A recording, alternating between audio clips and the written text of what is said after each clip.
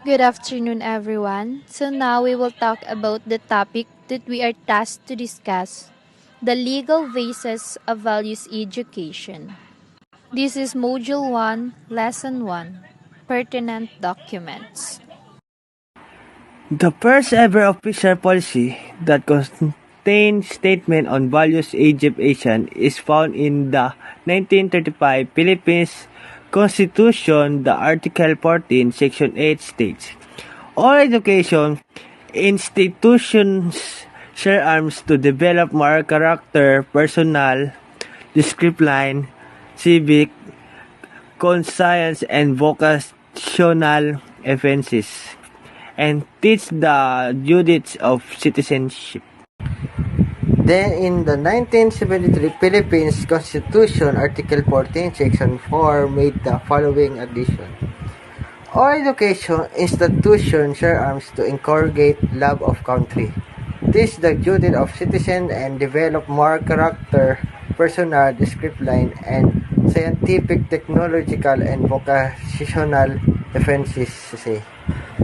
Our present Constitution, the 1987 Philippines Constitution, started with the firmly and clearly frames a region's spiritual and moral values.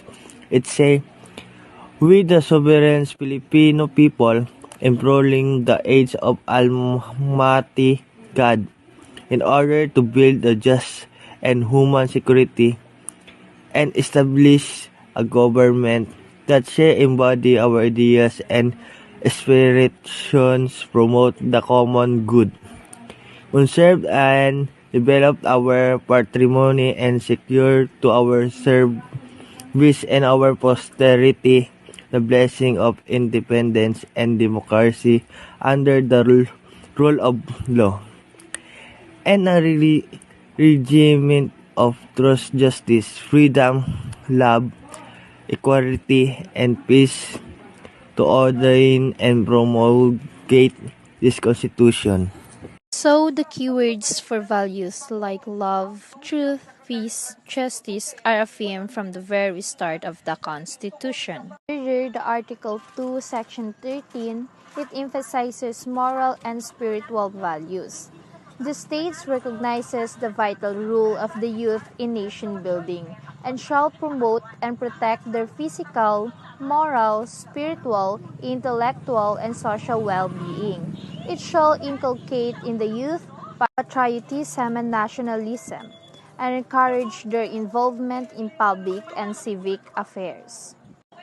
The educational policy statement in Article 14, Section 3 states, all educational institutions shall inculcate patriotism and nationalism, foster love of humanity, respect for human rights, appreciation of the role of national heroes in the historical development of the country, teach the rights and duties of citizenship, strengthen ethical and spiritual values, develop moral character and creative thinking, broaden scientific and technological knowledge, and promote vocational efficiency. Based on the mandate of the 1987 Constitution, the Department of Education, Culture, and Sports, that DEX before, now DepEd, the DEX Values Education Program framework authored by then Tech Secretary Dr. Lourdes Arquesambing has been developed the service as a guideline for the implementation of values education programs in the three levels of education, the elementary, secondary, and the tertiary.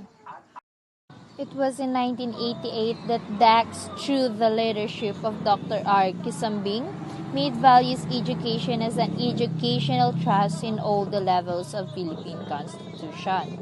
And the new secondary curriculum, which was implemented starting school year of 1989 to 1990, introduced values education as a separate subject, while values development was also integrated in all the other subjects in the curriculum. Moving on to the next document, the content of the 4-year values education program according to the DEX Order Number 6 Series of 1988. It was focused on the development of a fully functioning human person. It developed through four main concepts of values development, such as development of relationship skills with the self, with fellow human beings, with forces around him, and with the Supreme Being. New development in values education was seen at the start of the 21st century. The 2002 Basic Education Curriculum, or BEC, proved a stronger integration of competencies and values within and across the learning area. BE was treated as integral to the five learning area: English, Filipino, mathematics, science, and makabayan. Learners' self-actualization. Values Education BE. Edukasyon sa pagpahalaga. 16 minutes a week.